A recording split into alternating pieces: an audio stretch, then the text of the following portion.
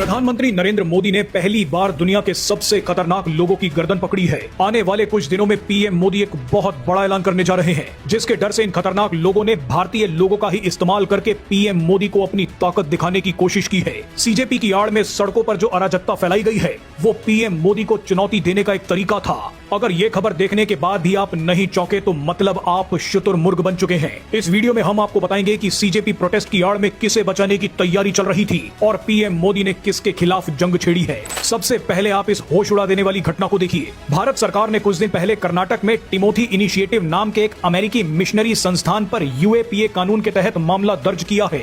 आप जानते ही हैं कि यूएपीए भारत का मुख्य आतंकवाद रोधी कानून है। टिमोथी इनिशिएटिव नाम की इस अमेरिकी मिशनरी संस्था ने अपने ऊपर से यूएपीए हटवाने के लिए कोर्ट का रुख किया, लेकिन कोर्ट ने भी इनकी बात नहीं सुनी। कहा गया कि ऐसी संस्थाओं को जो विदेशी फंडिंग मिलती है वो भारत में चरमपंथ को बढ़ाने के लिए ऑक्सीजन का काम कर रही है। ये पूरा मामला तब सामने आया जब एक शख्स को बेंगलुरु इंटरनेशनल एयरपोर्ट पर 24 डेबिट कार्ड्स के साथ पकड़ा गया। इन सभी डेबिट कार्ड्स पर एक ही नाम था, संतोष कुमार। थोड़ी सी जांच आगे बढ़ी तो पता चला कि ये सिर्फ 24 डेबिट कार्ड्स का मामला नहीं है, बल्कि हजारों डेबिट कार्ड्स बांटे जा चुके हैं। 10-10 हजार करके 95 करोड़ रुपए निकाले जा चुके हैं। इस पैसे को नक्सल प्रभावित इलाकों और भारत के दूसरे सेंसिटिव एरियाज में बांट दिया गया।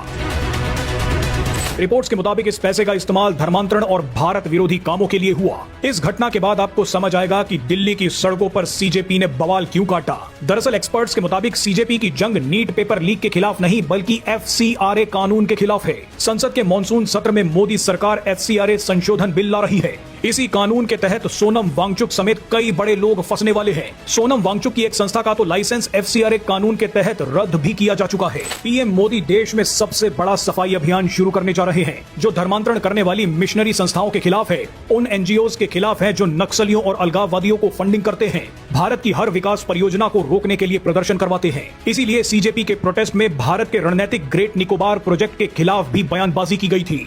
आपको बता दें कि संशोधन के बाद एफसीआरए यानी फॉरेन कंट्रीब्यूशन रेगुलेशन एक्ट के तहत विदेशों से जो फंडिंग आती है, उस फंडिंग के सोर्स की जानकारी भी अब देनी होगी। फंडिंग प्राप्त करने के लिए एसबीआई दिल्ली में अकाउंट खुलवाना पड़ेगा, यानी एनजीओज और मिशनरी संस्थान विदेशों से जो पैसा मंगवाएंगे उसे अपने एसबीआई अकाउंट में मंगवाना पड़ेगा। तीसरा संशोधन ये है कि इस पैसे का उपयोग धर्मांतरण के कामों में अब नहीं हो पाएगा।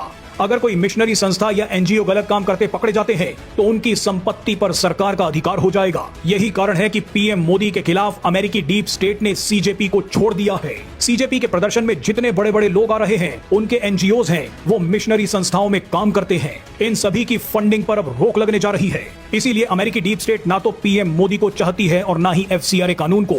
इसका इशारा अमेरिका ने तभी दे दिया था जब अमेरिकी विदेश मंत्री मार्को रूबियो सीधे कलकत्ता पहुंच गए और मदर टेरेसा